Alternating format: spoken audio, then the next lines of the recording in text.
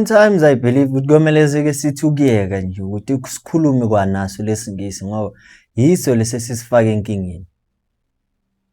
Kunomuntu nje kuthiwa beyikhulekela ethandaza ethi uNkulunkulu, God please help me, you are nothing without me. And usuyabona ukuthi noma ngathi kunokugejana phakathi kaNkulunkulu naye, because now usekayazibuza ukuthi why imikhuleko yami engathandazwa kanti imambani iyabonga ukuthi no, le ngwenya le ayingidingi, yimi odinga yona. So lesingisi nje kumele sike sithi kusiyeka sifocus kwezinye izinto. Sanibonani football lovers. Welcome to PK Sports. Igama lami uBonginkosi. Ngithembe ukuthi niyaphila. Nikahle.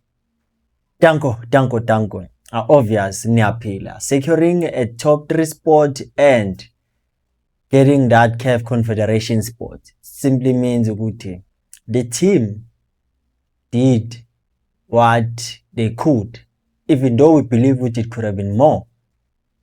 If we took our chances in the first round, we won the games that we should have won.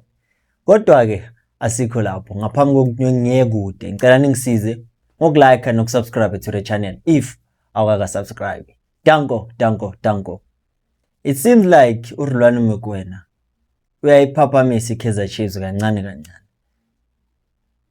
Why am I saying this? Ngaphambi siye kude. Today we're going to discuss about 3 things. It's Rhulwane Mokwena, Tshegofatso Mabasa and uMakabi Claude Lilipo of Kaizer Chiefs. Rhulwane Mokwena, most fans wanted him at Naturena, but he decided to no, I'm going to go where I feel like I'll be appreciated and they will meet my demands and I will get the tools that I desperately need so that I can perform in a club. So I came to Libya for a club called Al Ittihad Tripoli.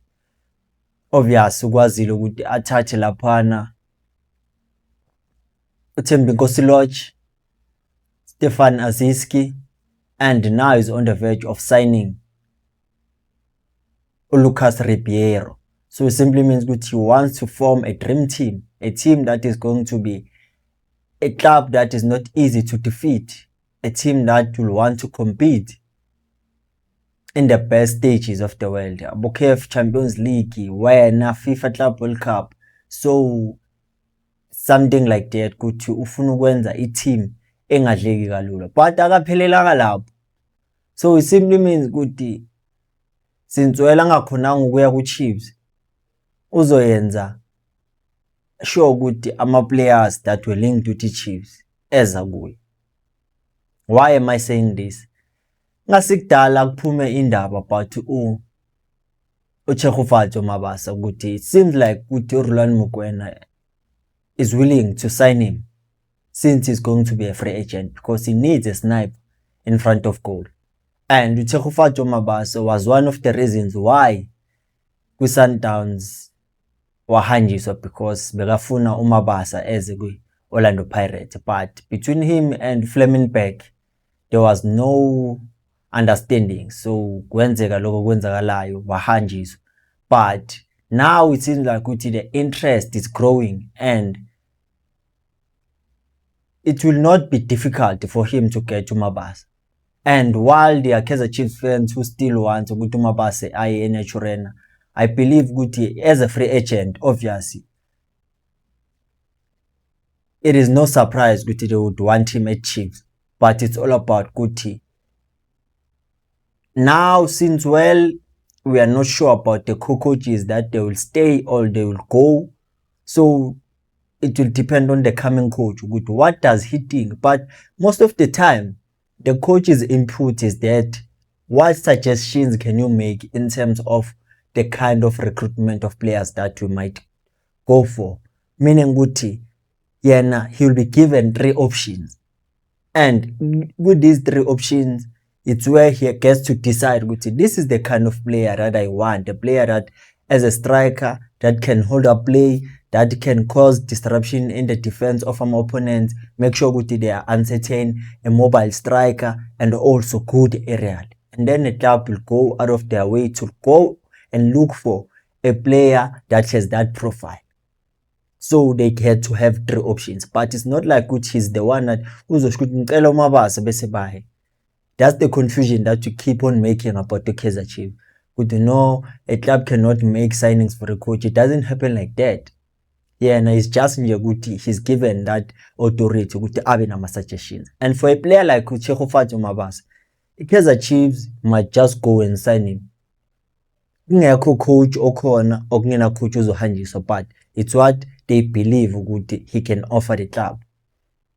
But now with the stiff competition with a club that is drowning in money, because lama country lawa nama investors who are oil, simply means they are moneyed. That's why you see them going out of their way signing top players. And Mabasa and I would wish to go there, but it now depends on what offer is being tabled for him in terms of his salary package and what perks will be there, the bonuses. So it's all about that. But for Kaizer Chiefs, I think in terms of strikers, there are strikers that is better than a Chiefs. But it's all about what can he offer more than scoring, because we see now with strikers most of the time it's not only about scoring. In the modern football, false nines are the ones that are preferred choices to start as goal getters, even though sometimes they don't score, but there's a possibility their movements are the ones that allows their teammate to get a chance to score goals. But it's up to him, Mabasa, and the management. What do they decide?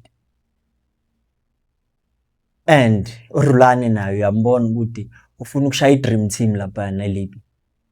And akapheleli lapho lo umlungisi. Njoba ngisho ukuthi uPhaphamisa Chiefs uyivuse emaqandeni. I-Kaizer Chiefs now, it seems like they are forced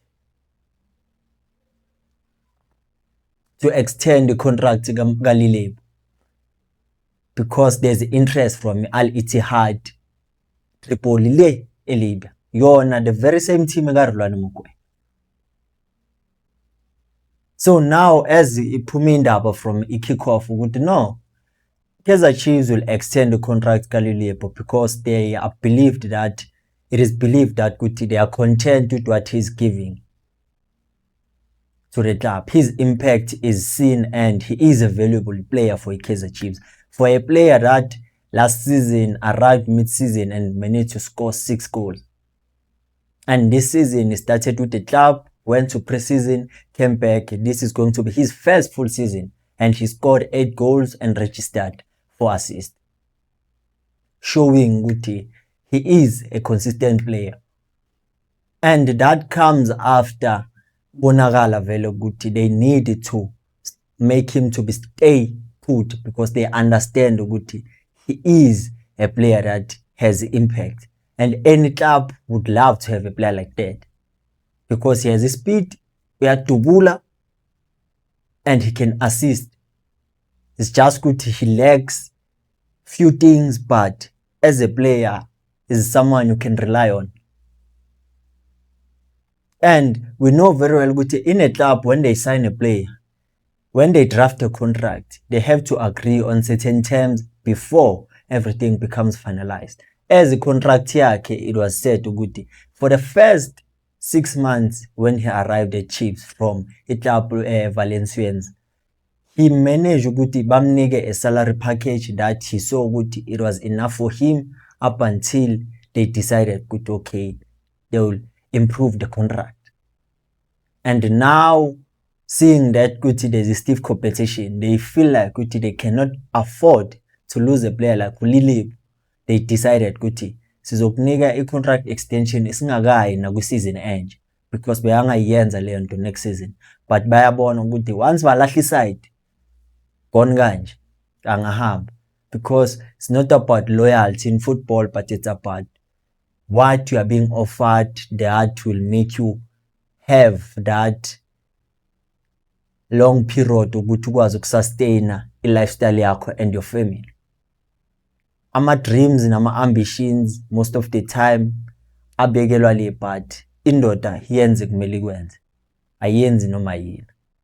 But for i-Chiefs, I believe ukuthi nabo bebazobe babhayize if bayamyekela hambe, because if you lose a player like that, you have to find someone that can replace him. That's the mistake Kaizer Chiefs has been making in the previous season. Because you release a player but you don't sign a player that can give you at least the performances that he was giving, not 100%, but adlale lapho kubo 80%.